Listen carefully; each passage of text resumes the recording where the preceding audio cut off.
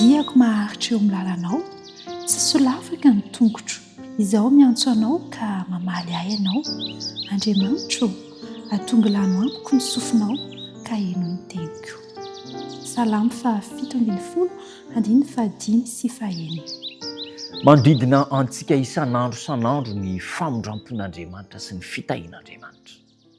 Manaraka antsika isan'andro ny fiarovan'Andriamanitra, ny famonjena avy amin'Andriamanitra, fa indraindray adinontsika ireny toe-javatra ireny. Nanafatrafatra ny Mosesy Andriamanitra mba hilaza amin'ny zanak'Israely ka ampahafantatra azy ireo fomba izay nitantanan'Andriamanitra ny fiainany tamin'ny lasa, mba ahafahany mahazo antoka ny amin'ny ho avy. Izany tokoa manko no matetika mahadiso fanantenana, satria tsy takatry ny saina adino ireo tombontsoa nomen'Andriamanitra antsika tamin'ny lasa, dia manahy matahotra ny amin'ny ho avy isika. Tsarovy ny famondram-pon'Andriamanitra lehibe indrindra.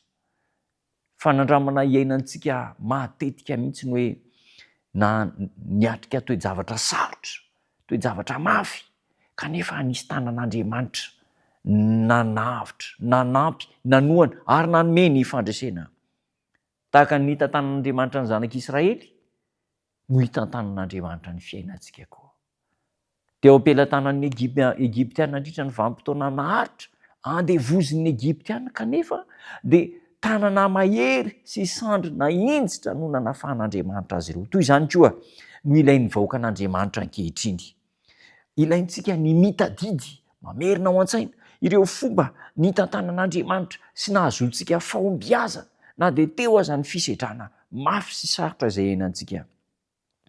Izay nitantanan'Andriamanitra antsika tamin'ny lasa, dia ho be lavitra kokoa ny fitantanan'Andriamanitra ny fiainantsika amin'ny ho avy. Andeha hiverenantsika tsirairay ireny toe-javatra ireny. Rehefa mijery ny lasa toy izany, isika mahavoaka an'Andriamanitra antsika, dia tokony ho hitantsika fa miditra an-tsehatra mandrakariva eo amin'ny fiainantsika Andriamanitra.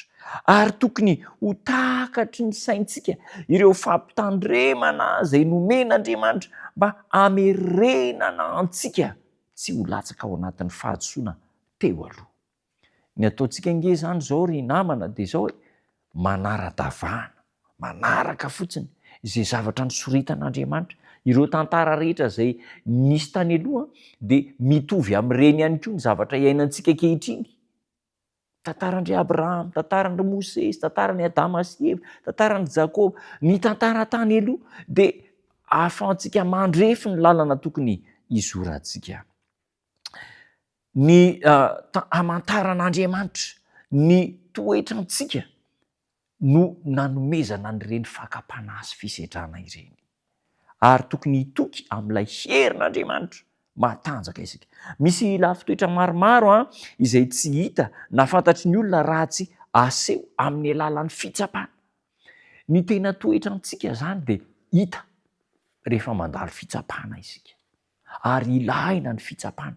Ho an'ny olon'Andriamanitra, ny fitsapana sy ny fisedrana dia tsy zavatra natao hahalavo, fa zavatra natao hisedrana ny finoana sy ny fahatokiana. Karakaraky ny fitsapana dia misondrotra ho amin'ny ambony indrindra isika. Tokony hijery ny asa efa nataon'Andriamanitra ho antsika tany aloha isika, mba hahafahantsika manana fanavaozana amin'ny ho avy. Tokony hangonitsika ireo porofo ny fitahiana izay nomen'Andriamanitra antsika, mba hampitomboana ny fahasoavana ho antsika amin'ny ho avy. Tsarovo ny famondram-pon'Andriamanitra lehibe, ary izany no antoka fa tsy maintsy mandresy isika. Ndeha hivavaka isika. Tombon-tsara misaotra anao izahay no ireo zava-tsoa nomenao tamin'ny lasa, tsy takatry ny sainay, fa be dia be. Marina fa nandalo zavatsarotra mety niatra tamanaina izay, kanefa teo ianao ny salovana ampoanay ireny, mba hananana toky fa mbola ho eo ianao amin'ny ho avy. Ataovy mahazo antoka an'izany izay rehetra, amin'ny anaranao Jesosy Tompo. Amen.